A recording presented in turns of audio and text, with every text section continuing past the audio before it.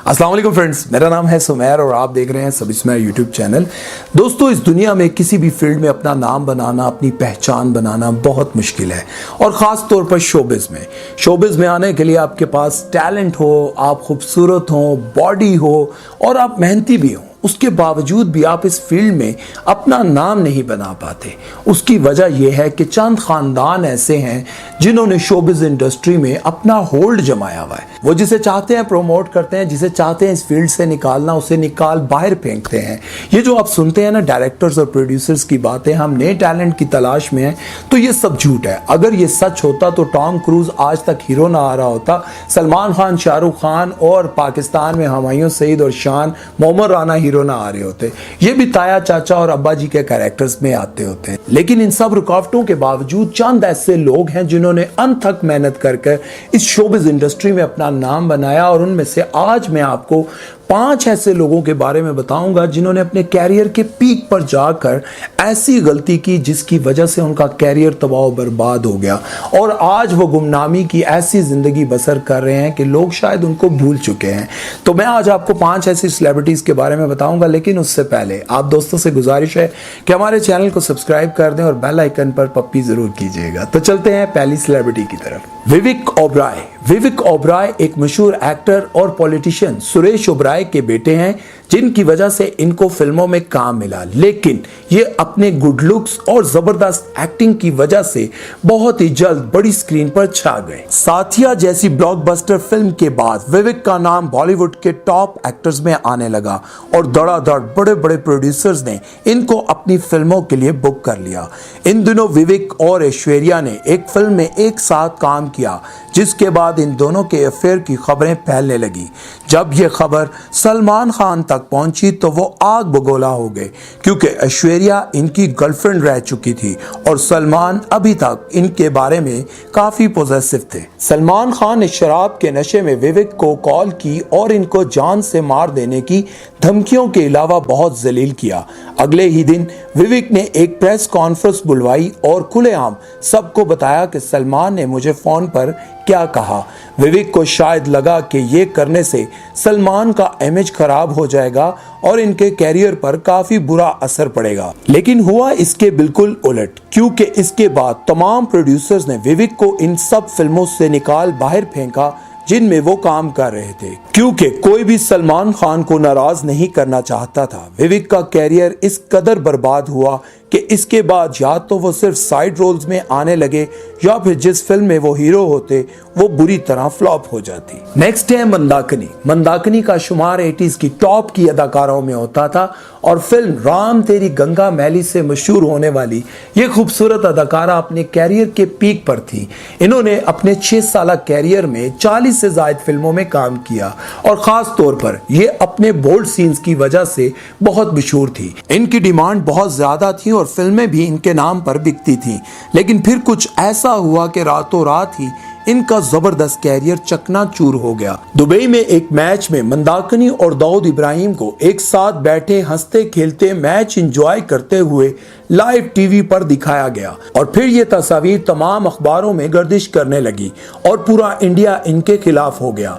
कहा जा रहा था कि मंदाकिनी का दाऊद इब्राहिम के साथ अफेयर चल रहा है और कुछ ने तो ये भी कहा कि इनका एक बेटा भी है।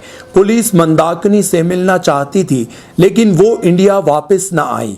जब काफी अरसे बाद आई भी तो इनको किसी ने बॉलीवुड में काम ना दिया। इन दोनों का अफेयर इतना फेमस हुआ कि film once upon a time in Mumbai दोबारा इन्हीं दोनों पर बनाई गई। मंदाकिनी का इन सब बातों के बारे में ये कहना था कि बॉलीवुड के तमाम बड़े स्टार्स, अंडरवर्ल्ड के जितने बड़े डॉन हैं, उन सब से मिलते रहते हैं, लेकिन बदकिस्मती से मेरा मिलना सबकी नजर में आ गया। नेक्स्ट है शक्ति कपूर अपनी कॉमेडी और नेगेटिव रोल्स की वजह से बहुत मशहूर थे।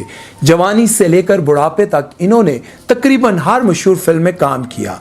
इन्होंने अपनी बेटी श्रद्धा कपूर को भी रातों रात अपने कनेक्शंस के बलबूते पर स्टार बना दिया। इनकी जिंदगी बहुत ही परफेक्ट जा रही थी, लेकिन फिर वो अपने ही करतूतों के जाल में फंस गए। एक वीडियो वायरल हुआ जिसमें शक्ति कपूर एक नई आने वाली एक्ट्रेस को कह रहे थे, अगर फिल्मों में काम चाहिए तो गिव एंड टेक करना पड़ेगा, और यहाँ तक कि ये भी कह दिया कि ऐश्वर्या, रानी मुखर्जी और प्रीति जिंटा ने भी इसी तरह बॉलीवुड में अपना नाम बनाया। दरअसल वो नई एक्ट्रेस एक पुलिस ऑफिसर थी और ये एक स्टिंग ऑपरेशन था।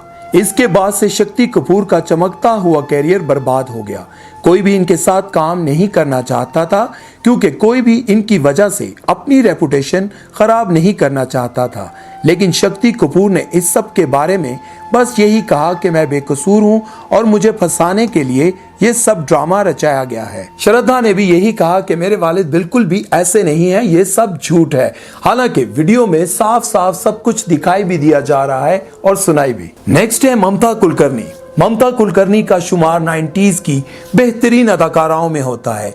इनकी खूबसूरती और इनकी अदाओं के सभी दीवाने थे। ममता अपने करियर के स्टार्ट से ही अंडरवर्ल्ड के डॉन्स के साथ काफी लिंक्ड रहती थी, लेकिन इन सब से इनके करियर पर कोई बुरा असर ना पड़ा, बल्कि इनके कनेक्शंस की वजह से इनको बड़े बड़े रोल्स हासिल करने में मदद मिली, क्योंकि अंडरवर्ल्ड का शुरू से ही बॉलीवुड पर बहुत रौब रहा है। इसके बाद उनका नाम विक्रम गोस्वामी के साथ जुड़ने लगा, जो एक बहुत बड़ा ड्रग डीलर था, तो इनको काफी हिट मिला और पूरे भारत में इनके खिलाफ मुहिम चलने लगी। इसके बाद वो कीनिया चली गई और कभी मुड़कर वापस ना आई। ममता ने विक्रम गोस्वामी के खातिर अपने बॉलीवुड कैरियर को खैरबाद कह दिया और दोनों ने शादी कर ली। नेक्स्ट है शाइनी आहूजा। फिल्म गैंगस्टर से मशहूर होने वाले शाइनी को रातों रात इंतहा की शोहरत मिली। ये टॉप के एक्टर्स के मद्दे मुकाबिल आ गए। इनके आगे एक आला कैरियर था और कामयाबी इनके आगे पीछे घूम रही थी, लेकिन एकदम कुछ ऐसा हुआ जिसका शाइनी ने ख्वाब में भी सोचा नहीं होगा। शाइनी पर इनकी मेड ने जिनसी ज्यादती का इल्जाम लगाया और यकदम ही इनका कैरियर दम तोड़ गया।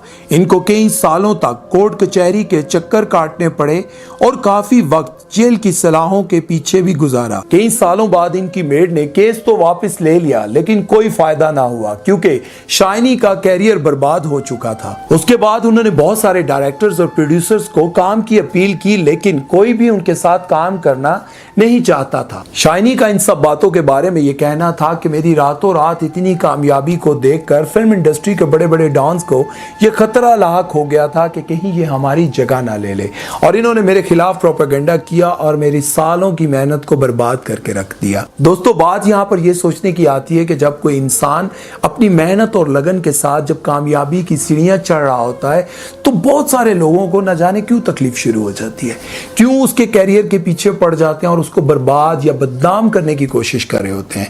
यहाँ पर बहुत सारे लोग ऐसे भी होते हैं, जब दौलत आती है, पैसा आता है, तो वो शराब, नशों और जिना के चक्कर में पड़ जाते हैं। लेकिन बहुत सारे लोग ऐसे भी होते हैं जो इन सब चीज़ों से दूर होते हैं, लेकिन लोग उनको बदनाम करने की पूरी कोशिश करते हैं। जैसे कोई फेम जिसको मिलता है तो कोई ना कोई उसको बुलाता है मिलने के लिए, कोई दावत देता है। अगर कोई बंदा उसको इस जाल में फंसा देता है या कोई उसकी ऐसी वीडियो बना देता है, उसका तो कैरियर बर्बाद हो जाएगा, उसकी जिंदगी बर्बाद हो जाएगी। लेकिन सवाल यह है कि आप लोगों को क्या मिलता है। वीडियो तो बहुत सारे लोग देख रहे होंगे, कईयों के दिलो दिमाग में ऐसे कुछ प्लान्स भी चलते होंगे कि यार फलां बंदा कामयाब हो गया और उसके लिए आपके दिल में कुछ रंजिशें होंगी, शायद उसने आपके साथ जिंदगी में किसी मकाम पर अच्छा ना किया हो। लेकिन आप सोचें कि जब वो बर्बाद हो जाएगा तो आपको क्या हासिल होगा। उसकी बर्बादी के बाद क्या आप कामयाब हो जाएंगे, या फिर जो लोग कामयाब होने के बाद जिस रास्ते, गलत रास्तों पर चलते हैं, अपनी दोस्तियां ऐसे लोगों के साथ बना लेते हैं कि आप खुद बदनाम हो जाते हैं। तो सोचें, जो सालों की मेहनत थी, जिसकी वजह से आपका नाम बना, आपको शोहरत मिली, और उसके बाद आपने अपने कैरियर को तबाह कर दिया, बर्बाद कर दिया, तो आपको क्या हासिल हुआ।